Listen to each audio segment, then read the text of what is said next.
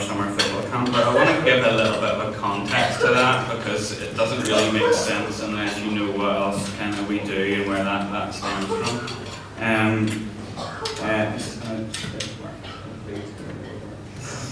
There we go, that's our wee logo. So I have the pleasure of working for a charity called Youth for Christ, which works in a housing estate in the middle of North Belfast. So this is our building here on the left-hand side. So it's just two housing executive houses that were knocked together about 20 years ago, and since then we've extended. I also actually bought this building beside us, which used to be paramilitary owned, if anybody has any idea what that is. If you're from Northern Ireland and any interest in the Troubles. So nights when we were open, we used to do like youth clubs and stuff, and then guys next door used to get taken in to get beating. So there was a bit of a severe contrast. But thankfully they're no longer there, and we've amazingly been able to buy that, and just in the process of trying to get funding to join it on to where we are. So where I work is a typical inner city housing estate. It's got all the troubles that you would kind of associate. So there's a lot of single parent families, there's drug and alcohol abuse. Young people that we work with have really low self-esteem, high need for attention. Then that leads to poor achievement in school. I was talking to John earlier, it kind of becomes a bit of a vicious circle. You get involved in one and there's stuff at home, and then another thing leads to another. So I have the opportunity to work with these young people, which is just an absolute pleasure. We also have the issues that I've mentioned, that we also have the troubles and paramilitaries and that kind of stuff, which helps shape the community probably in a negative way. But what do we do? What do we do in Youth for Christ? How do we kind of reach out and make a difference? Well, we just immerse ourselves in the community. We try and understand what the needs are, what are these people going through, what do the young people go through, and we build relationships with them. We try and do it from a very young age. We try and journey with them, whether it's a high in life or whether it's a low in life. We'll journey with these guys, and we try and give them the hope. But what we really want to do is just try and make them realise that they have potential and they have something to give in life and they can make a difference. So we do programmes during the week for this to happen. So this is a Monday night drop-in, so these are kind of primary school kids who come in. We'll do different bits and pieces with them. This is our Tuesday night drop-in with some teenagers, so that we were doing like a drum workshop that night. This is a boys group that's just started recently, and we've just employed some new fella, and he's been amazing working with 11 to 14 year olds. So we actually got them to make stuff for the old people's home that was round the corner. This is a boys group again. So as I said, drugs and alcohol is a massive issue where we work with, and this guy Jackie that comes in, he's quite well known. He's a recovering drug addict. So he comes and does counselling and does some sessions. So that was just 2 weeks ago that these guys met, and he did a workshop with them. Also have girls group as well, so they're out and about the housing estate doing a scavenger hunt here. And this guy here is, did you meet Francie? Yes, Derek met Francie. So Francie's a bit of a Ballysullen legend. Actually his family is probably the most dysfunctional family I've ever met. So, he's actually alcoholic, so the girls just go over and pester him, so they got him in the photo. So, but he's brilliant, and we love him. And we also have international trips. So this summer we took guys out to South Africa and worked in a township there for 2 weeks, which was an incredible experience. So we had Craig here in his Man City Top doing some songs in the kids club that nobody understood because he didn't speak any English, but that was a great time. So where does football camp fit in? Where does football camp fit in with this messiness of what we do?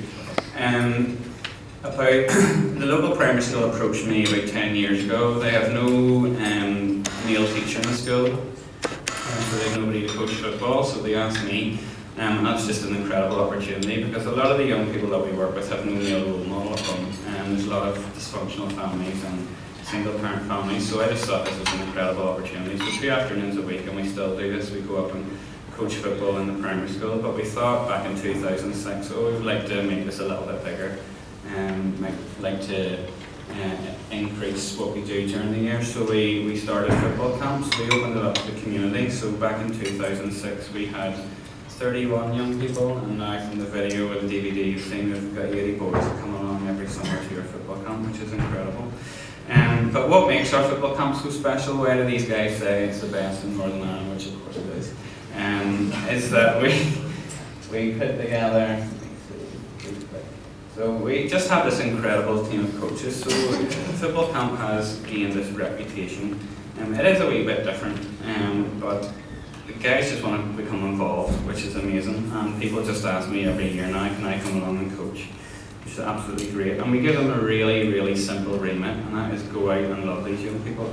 Yes, it's about their development of their skills and their abilities and all of that there.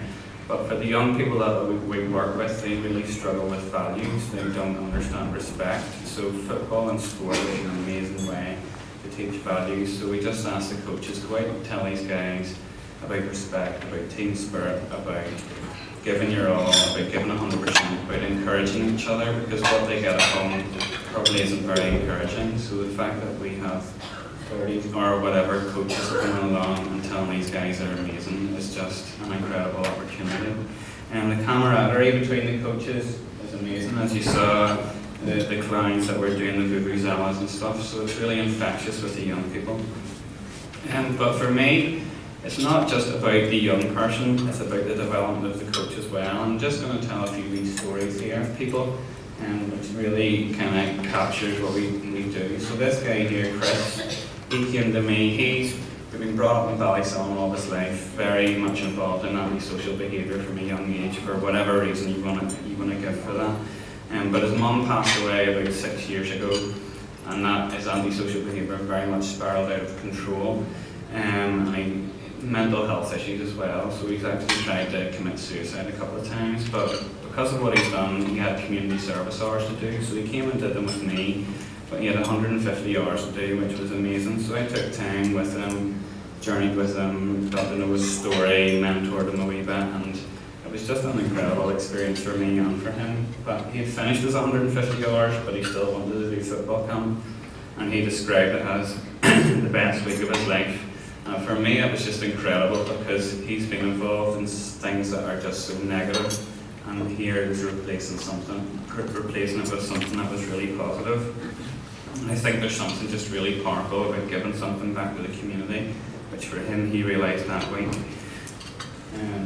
We have Jack, and he's probably in a bit of a similar position. Jack used to come to football camp when he was younger, but Jack, I was talking to John earlier about whenever you work with young people and you see such breakthrough, which is incredible, but there's also real frustrations when you work on the kind of where I do and you see kids take 2 steps forward and 10 steps back. This is one of these kids. He's frustrating, but I love him to pieces. Jack's got a very addictive personality, and he too has mental health issues, and he's very easily influenced. And despite all the positive work and the projects that he was involved in, he still makes choices that make his life very difficult. But again, it was just amazing to have him along with us that week, and just doing something really positive in the community and giving something back.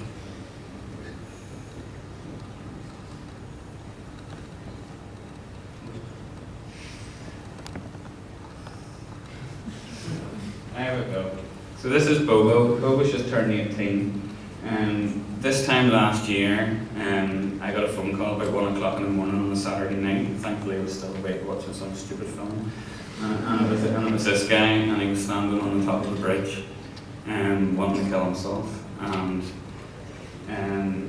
yeah, thankfully he didn't. And got professional help, just worked loads with him over the year. He did young leaders qualifications with us, got involved in a lot of projects.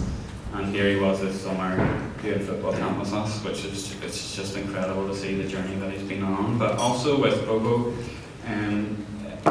if you kind of follow Northern Ireland in any kind of way, there's the marching season, and that's why all the riots happen, and that's literally the week before we do football camp. And it is, Derek's thing, where the riots happen is the turn off to where you go in to do football camp. So the week before you can't get up the road because of the riots.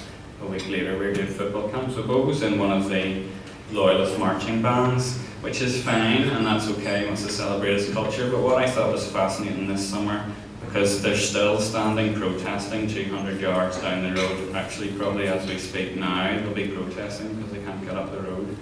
And Bob was there every Monday night. But he was there this summer doing that because his band couldn't get up the road. But I kind of took him aside and highlighted the other coaches. So the night previous to this, he'll be standing on the road, part of something that's quite negative and causes fear in the community and kind of separates the community. But then the next morning, he's with us doing something incredible and learning what real community is and doing something positive.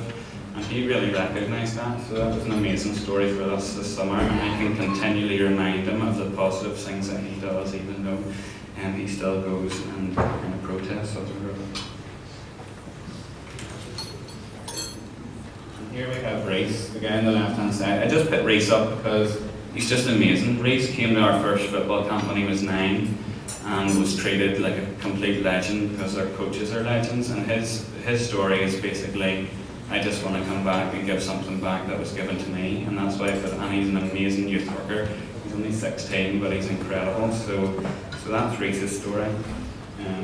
This is the World Cup final. So this year we had Northern Ireland against, well, they say they're the Ivory Coast, but it's actually a Togo flag. But I think because the Ivory Coast flag is very similar to the flag of the Republic of Ireland, so it caused a wee bit of tension. So Togo is, but again, you can see that our coast is very mental.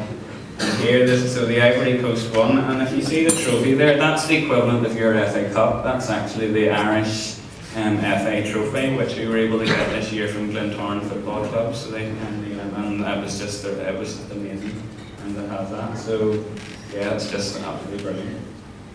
And then there's a couple of people you might know. So there's story. Also, I've given you stories of coaches. There's also stories of the young people, and I shared one the last time I was here. But this is Kane, and Kane has had a really hard time. Home life's been really hard for him the past 2 years, and he won.